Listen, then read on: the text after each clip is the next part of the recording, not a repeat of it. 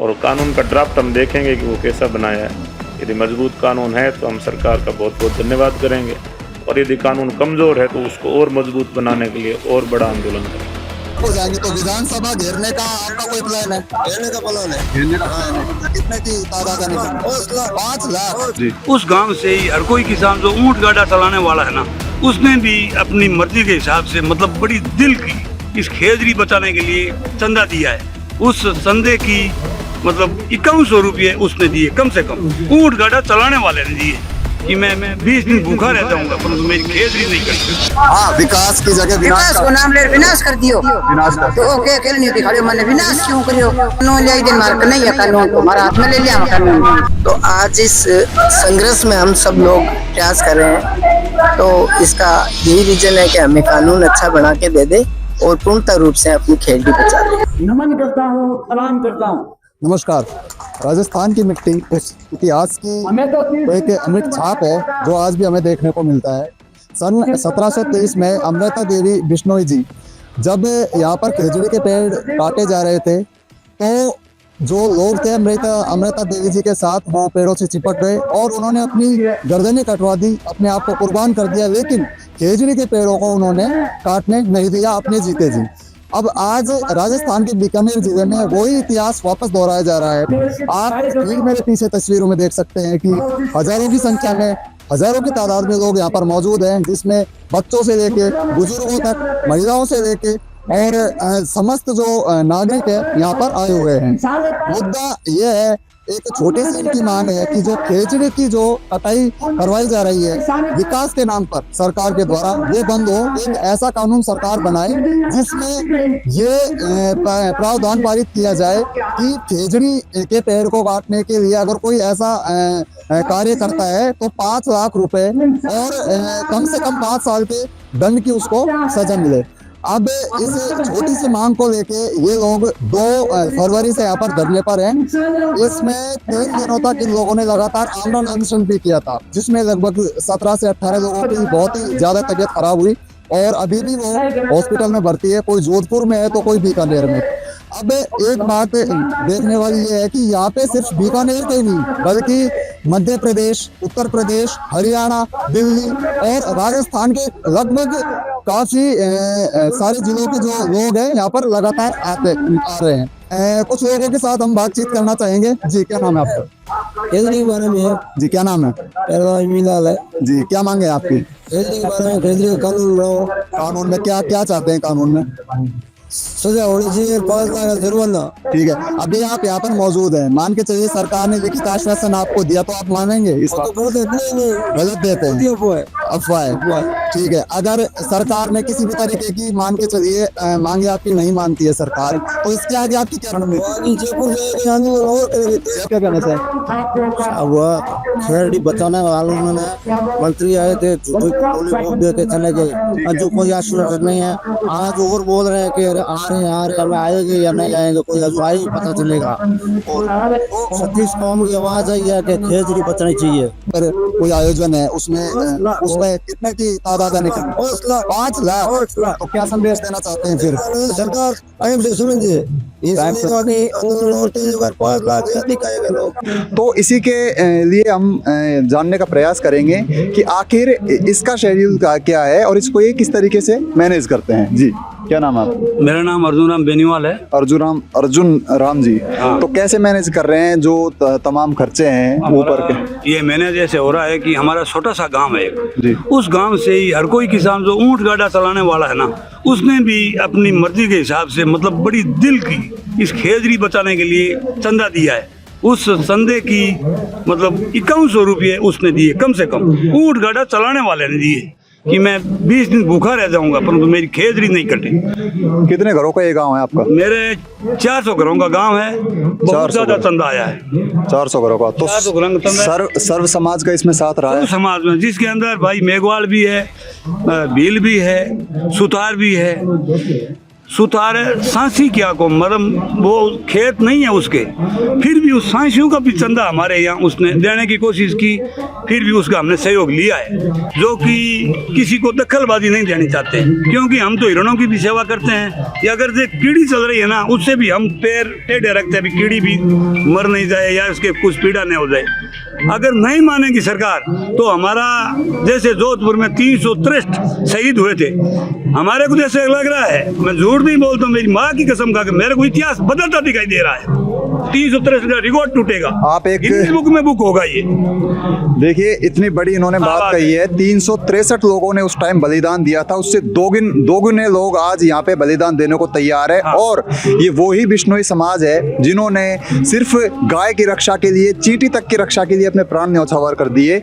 और नहीं है कि ये कोई कमजोर कौम है या फिर ये कोई लड़ना नहीं जानते। एक मुख्य बिंदु ये है, जैसा कि आपने बाहर भी सुना होगा, जो संत समाज था इनके निर्देश पे ये लोग कार्य कर रहे हैं और इनके अंदर एक अपने आप में बड़ा आक्रोश भी है, लेकिन उस आक्रोश को ये अपने अंदर दबाए बैठे हैं और सिर्फ संतों की वजह से और संतों के निर्देश पर अपने आप को शांत किए बैठे हैं।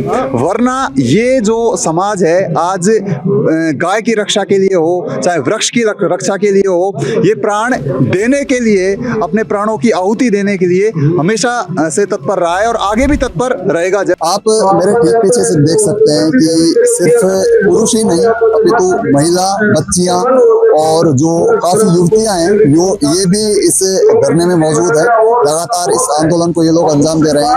इन्हीं में से एक महिला है, बुजुर्ग महिला है, इनके साथ हम बातचीत करने का प्रयास करेंगे।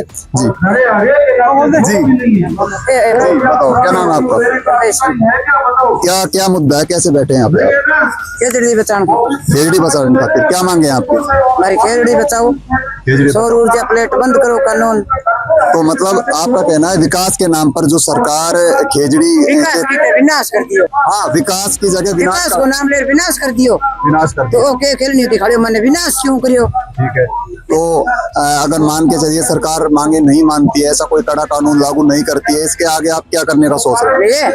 लेकर तो धैर्य पर बैठा मारो नियम में भी हिसाब है, सरकार ना मानी तो सरकार लुकत में इस तरह के कानून ले दिन मार्क नहीं है, कानून तो हमारा हाथ में ले लिया कानून। तो कानून हाथ में ले, तो जैसा कि मैंने पहले भी सुना, कानून हाथ में लीजिए नहीं, बिल्कुल बिल्कुल, हाँ कानून में ले लिया बिल्कुल, उन्हीं के सतयुगी में कल जुगा है।